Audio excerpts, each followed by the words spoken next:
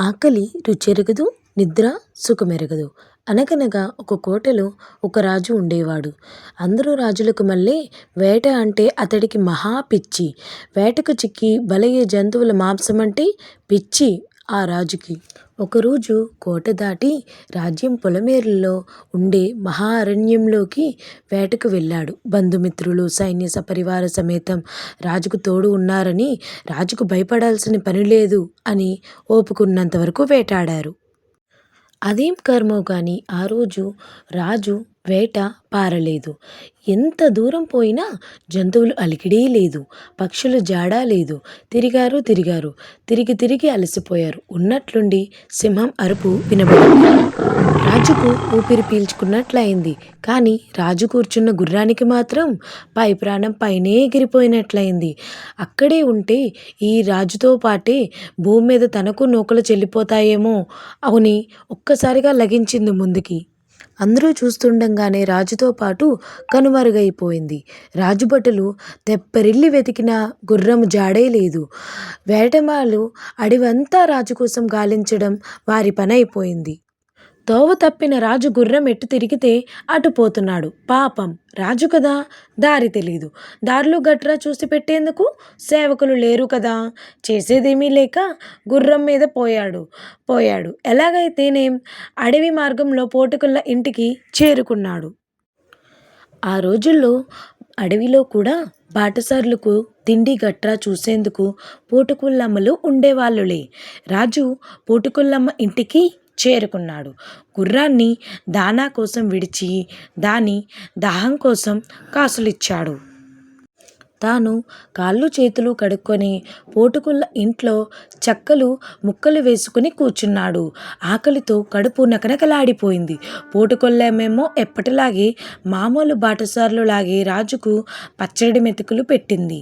వేట కోసం పోయి దారి తప్పిపోయిన రాజుకు ప్రాణం లేచి వచ్చినట్లయింది.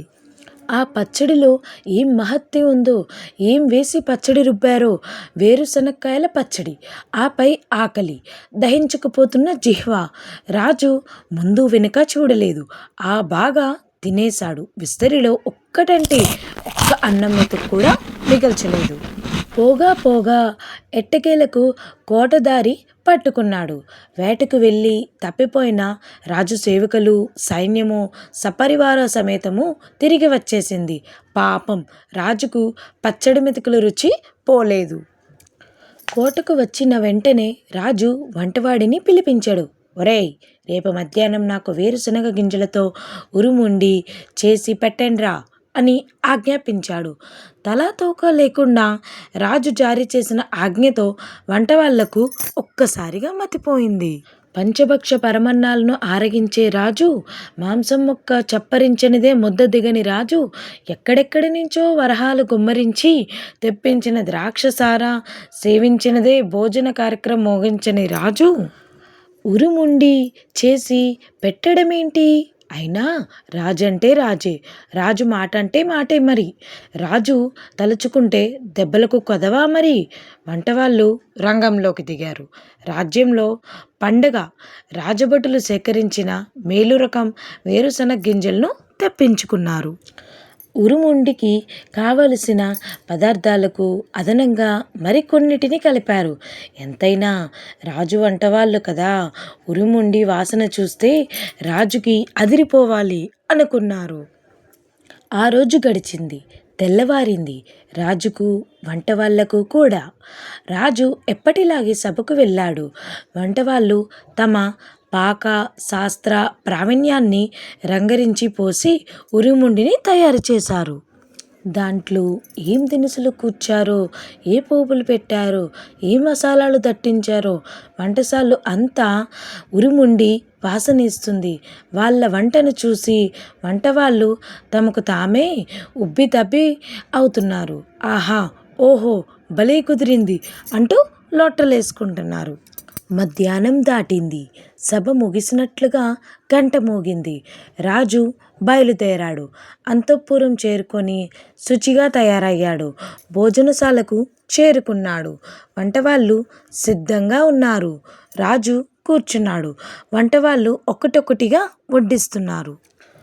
రాజు కోసం ప్రత్యేకంగా వండిన ఉరుముండి గుండా తీసి రాజు పళ్ళెంలో పెట్టారు.